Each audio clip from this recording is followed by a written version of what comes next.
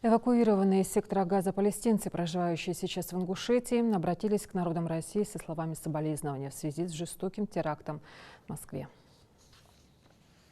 Дорогой наш великий русский народ, дорогие зрители, мы, палестинцы, эвакуированные из сектора Газа, проживающие в Республике Ингушетия, выражаем соболезнования жертвам и пострадавшим, и поддержку пострадавшим в этом ужасном теракте и их семьям. Сегодня, как никогда, нам необходимо соединиться, быть единым народом России. Нас не сломит террористам. Сегодня все мусульмане делают дуа, оскорившее выздоровление пострадавших.